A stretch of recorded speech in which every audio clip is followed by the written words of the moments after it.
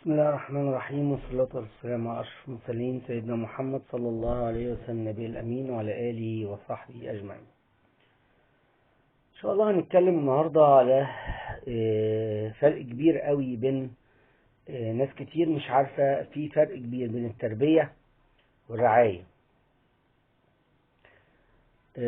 ناس كتير بتقعد تقول احنا ربنا عيالنا وبيتصدموا من النتيجة ان عيالهم ما يعرفوش أبجديات أو بديهيات التربية، ويرجعوا يقولوا احنا ربينا وعملنا وصرفنا. بصوا يا جماعة، في فرق كبير بين معنى التربية وفي معنى الرعاية. الرعاية اللي هي توفير المستلزمات الرئيسية للحياة زي الأكل والملبس والشرب والتعليم، وده ممكن انت تعمله زي شبيهة كده زي كفالة اليتيم.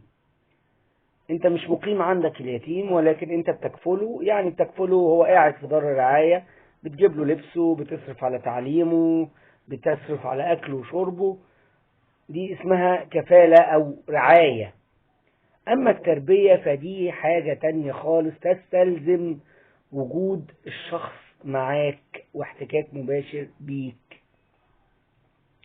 ولذلك فيعني زمان ايام ما كان الام بتبقى قاعدة في البيت، ومعظم امهاتنا يعني كانوا قاعدين في البيت، والاب هو اللي بيروح يشتغل، وبالتالي احتكاك الام المباشر اكتر كتير من الاب، وبالتالي كانت عبء التربية على الام، لان التربية يعني تواجد. طيب، والتربية حقيقة تلتينها مش كلام، يعني الكلام والتعليمات والإرشادات اللي بتقولها كلام، دي تقريبا التلت التربية، لكن التلتين مراقبة العيل لتصرفاتك، سواء مع مامته، سواء مع اخواتك، سواء مع والدك ووالدتك، سواء في صلاتك، في عباداتك، في أخلاقك، في ألفاظك. كل ده ذاكرة بتطبع في دماغ العيل، وبيعتبر ان هو ده الصح اللي انت بتعمله. فالتربية مستلزمة تواجدك، سواء بالاكبر اللي هو تلتين التربية اللي هو مراقبتك في اعمالك، او ارشاداتك بقى اللي هتقولها اعمل كذا وما تعملش كذا، كذا حلال كذا حرام، كده عيب كده صح كده ما يصحش، يعني ده غلط، وهكذا. فالتربية يا جماعة تستلزم تواجد الأب والأم. طبعا احنا ظروفنا الاقتصادية الحالية، خاصة في بلدنا زي مصر، ممكن أو كثير من الأحيان تستلزم مساعدة الزوجة للزوج في العمل. مفيش مشكلة، ولكن تخلي بالكم يا جماعة، سواء الأب أو الأم لازم تقضوا جزء من وقتكم، واجب عليكم جزء من وقتكم انكم تقضوه مع ولادكم عشان التربية، مش عشان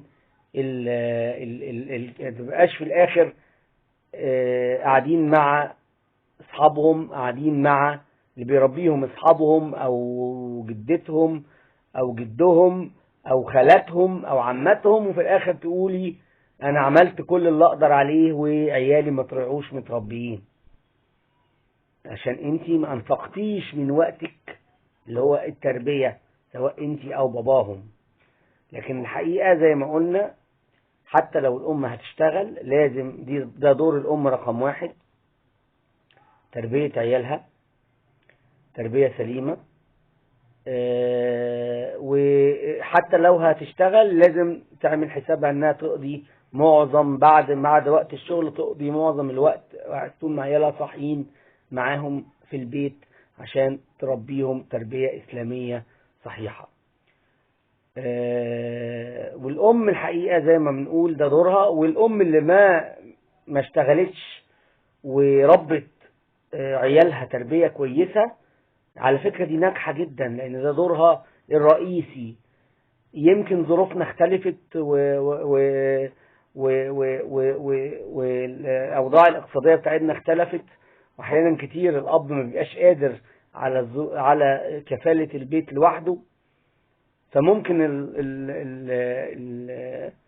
الأم تساعد، ولكن لازم تبقى حاطة في دماغها دورها الأساسي والرهيب، وهي تربية أطفالها تربية إسلامية جيدة، عشان أطفالها يضيفوا للمجتمع الإسلامي ويفيدوا المجتمع الإسلامي، بدل ما بنشوف تشوهات أخلاقية وأطفال مشردين فاقدين لبديهيات وأبجديات التربية. وللأسف دور المدرسة من زمان قوي، الوزارة اللي كان بتقال التربية والتعليم